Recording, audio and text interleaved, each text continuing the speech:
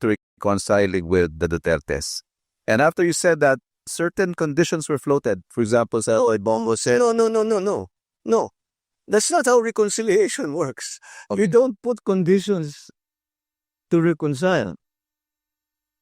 If you're sincere, you want to reconcile, let's sit in front of you. Ano ba talaga problema? Paano nangyari ito? Tanggalin natin ang problema. Pero sasabihin mo, hindi ako makikipag-usap hanggang ibigay mo sa akin ito. Wala pupuntahan na. Yeah, and that condition. Tapos na. That's not reconciliation. That's not even a negotiation. That's demanding. Those are setting conditions. That, So, ano sasagutin ng kabila? Etong gagawin mo. Sasagutin mo, hindi. Gagawin ko yan kung gawin mo naman ito. Wala nang pupuntahan yun. Tapos na ang usapan. Ayun, ha? Medyo naguluhan ako doon, ha? Ano ba yun? Di ba siya ang nag-o-offer ng reconciliation? Okay? So yan, ha, mga kababayan, welcome back, ha? Mamaya pag-usapan po natin yan, ha? Pero bago yan, baka po pwede makisuyo, ha? Baka po pwede makipag-subscribe ang ating channel. Okay, maraming salamat at God bless. Okay. So yan po na, di ba kamakailan, itong si Pangulong Marcos ay tinanong ni Ka-Atunying, at willing daw ba siya makipag-reconcile sa mga Duterte, at sabi niya, yes, gustong-gusto niya. Maganon-ganon pa, yung kanyang body language. Ayaw ko na may kaaway, Di ba ganon, ay ngayon, sabi niya, ulitin nga natin, medyo nalabuan ako, medyo naguluhan ako. Ulitin nga natin yung kanyang mga sinabi. You're open to reconciling with the Dutertes. And after you said that, certain conditions were floated. For example, Bongo said, no. That's not how reconciliation works. Okay. You don't put conditions to reconcile. If you're sincere, you want to reconcile, let's sit in front of you. Ano ba talaga problema? Paano nangyari ito? Tanggalin natin ang problema. Pero sasabihin mo, hindi ako makikipag-usap hanggang ibigay mo sa akin ito. Wala pupuntahan na. Yeah, and that condition. Tapos na. That's not reconciliation. That's not even a negotiation. That's demanding. Those are setting conditions. That, So, ano sasagutin ng kabila? Etong gagawin mo. Sasagutin mo, hindi. Gagawin ko yan kung gawin mo naman ito. Wala nang pupuntahan yun. Tapos na ang usapan. So, how far are you willing to go, Mr. President, to pursue this reconciliation? Put it this way. I don't know. What will come up? Okay. What's needed? Kaya ko bang gawin? Hindi ko kayang gawin. Hindi naman ganun. You cannot prejudge at I'm going to talk to them only this much. Hindi. Kailangan sinasabi ko nga bukas ka Kahit anong sabihin mo, pakikinggan ko. Kung talagang tapat ako na nais ko mag-reconcile, edi isipin ko lang, lahat ng hiningi mo, lahat ng hinanakit mo, kung kaya ko ayusin, di ayusin ko para tapos na to. Ayoko nga ng kaaway. Okay. So yan.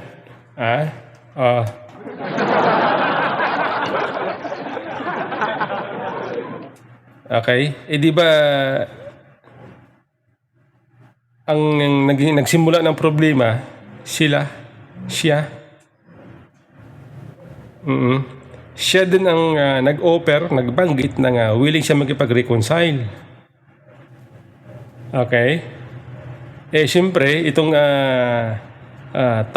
itong mga tao na gusto niya makabati, gusto niya makaayos, masakit, napakasakit, matindi itong naging epekto kanilang ginawang problema sa mga Duterte, sa taga-suporta ng mga Duterte. Sabi ni BBM, hindi raw ganyan ang pakipag-reconcile, ang pakipag-ayos, na meron mga kondisyonis. Kasi, nung interview niya yung nakaraan kay Katonying, after ng interview niya,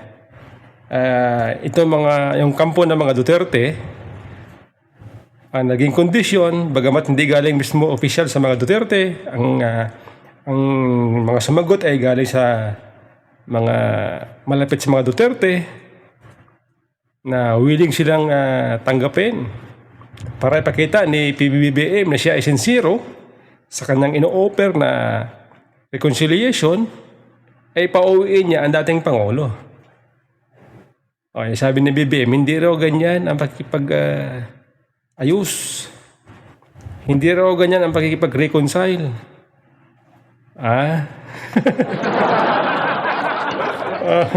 Diba? Nakalimutan niya na ang lumikha ng problema sila. Sila din ang nag-offer ng reconciliation. Akala ba niya sa mga taong ito na nasaktan sa kanilang ginawa, mga batang isip? Para bang in-underestimate nila itong mga tao na nasaktan na ginawa nila ng kasalanan.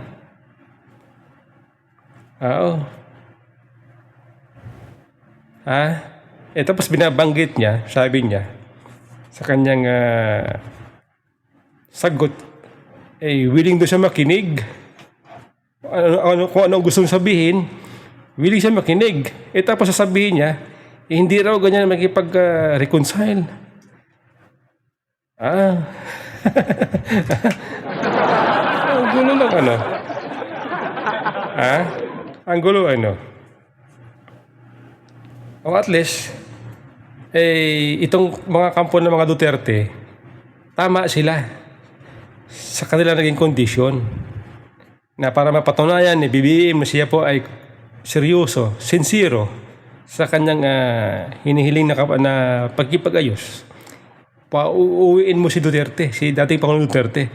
Dito sa kanyang sagot, nakita natin, hindi pala siya sincero.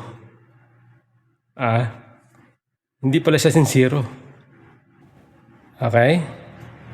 Kaya dito po, mabuti tayo ay hindi naniwala doon sa kanyang sincerity nung siya'y unay nagsabi na pag-reconcile ang ating pakikiramdam noon. Tayo po ay binibilog lang, kumbaga binubudol sapagkat tayo po ay dala na sa kanyang style na pananalita na iba ang sinasabi sa ginagawa. At least ngayon napatunayan natin. Di ba? Yung sagot niya, sa pamamaraan na pagsagot niya, may feeling ko medyo may hindi ganun kalalim ang wisdom ni Pangulong Marcos. Yun pong ibig sabihin. Hindi ganun kalalim na mag-o-offer siya ng kapayapaan.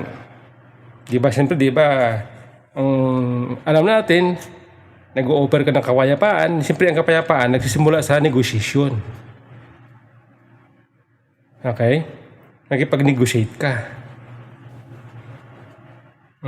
Siyempre, pag nakipag-negotiate ka, may mga kasunduan yan.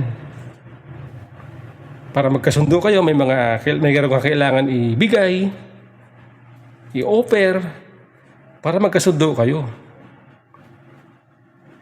Hindi naman pwede binatukan mo yung tao, tapos sasabihin mo, "Oy, bati tayo ha." Hindi pwede ganun Lalo, malalim na sugat ang naidulot ng kanilang ginawang problema sa mga Duterte at sa mga taga-suporta ng mga Duterte. Tapos ito lang ang sasabihin ni Pangulong Marcos. Wow. Galing Galing Ginawa tayong kingkoy ni Pangulong Marcos. Ginawang kingkoy ni Pangulong Marcos ang mga Duterte. Ha? Ganun.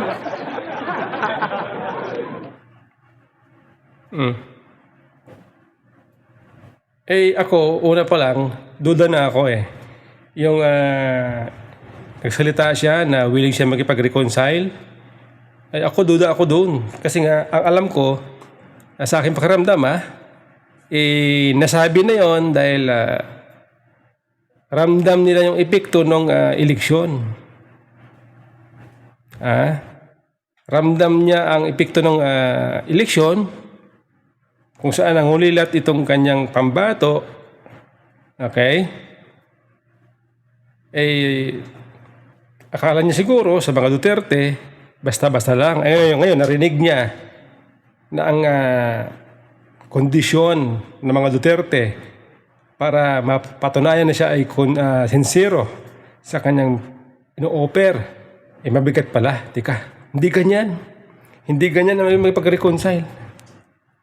Dapat walang kondisyon kasi demanding yan. Oh. Galing, galing. Sanay si Paulo Marcos. Sanay.